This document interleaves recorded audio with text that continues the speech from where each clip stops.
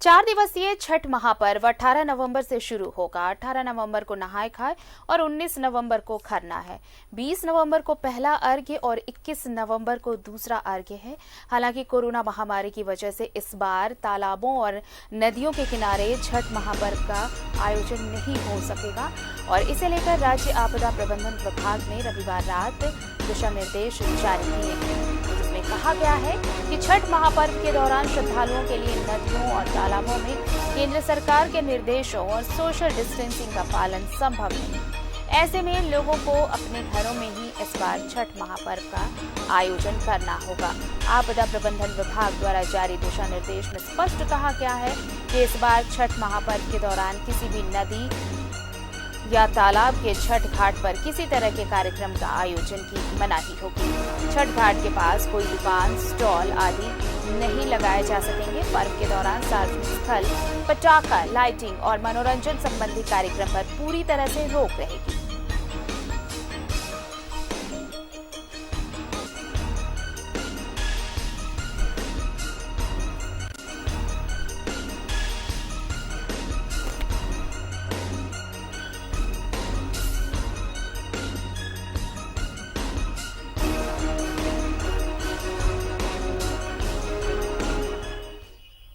और सीधे रुक कर लेते हैं जमशेदपुर का। मौजूद है हमारी सहयोगी अन्य अमृता।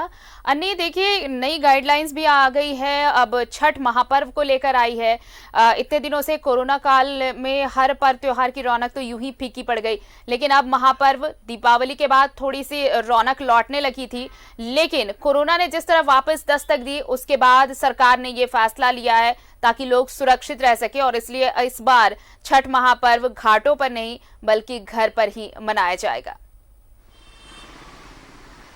बिल्कुल आरती, आपने ठीक कहा। आप देख रही हैं कि दिल्ली का क्या माहौल है, किस तरह से कोरोना वापस दस्तक दे चुका है वहां।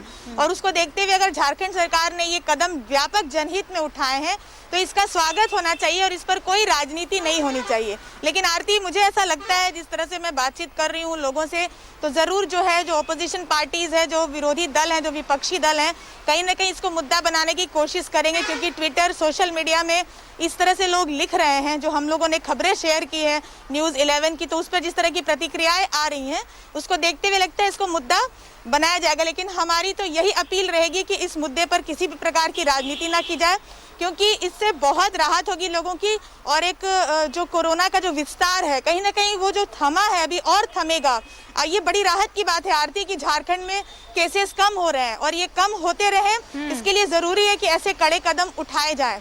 आप देखिए, प्रशासन पिछले कई दिनों से ये परेशान था कि कोई गाइडलाइन नहीं आ रही है छठ को लेके, क्या करना है, घाटों की सफाई करनी है, घाटों की देखरेख करनी है, वहाँ पे फोर्सेस डिप्यूट करने, क्या करने हैं, कुछ क्लियर नहीं था। अब कम से कम सरकार ने ये जारी कर दिया तो चीजें साफ हो गई कि ये नियम है, ये गाइडलाइन है। उसके बाद जैसे हालात आते हैं प्रशासन उस हिसाब से उसको टैकल करेगा। तो अब ये चीजें स्पष्ट हो गई हैं कि आपको घर में या छत पे जहां भी आप कर सके निजी तौर पर आपको ये करना है। और आप देखिए आरती, वैसे भी बड़े बड़े शहरों में और यहाँ भी जमशेदपुर जैसे छोटे शहर में भी चूंकि लोगों को जगह नहीं मिलती है और छठ व्रतधारियों की संख्या धीरे धीरे हर साल बढ़ रही है, लोग घरों में करते हैं, छतों पे करते हैं। ये बहुत सालों से ये जो परंपरा अब चली आ रही है, क्योंकि जगह नहीं मिलती है, साफ सफाई नहीं होती है जहाँ घाटों पे, तो उसको देखते हुए लोग अपने घरों में ही करते हैं। तो अब इसी परंपरा का पालन सब अपने घरों में करें, एक वैकल्पिक व्यवस्था के तौर पर इसका पालन करें, तो ये बहुत अच्छा रहेगा। व्यापक जनहित का ये कदम है और इसमें सबको, इसमें सरकार का सहयोग करना चाहिए आरती।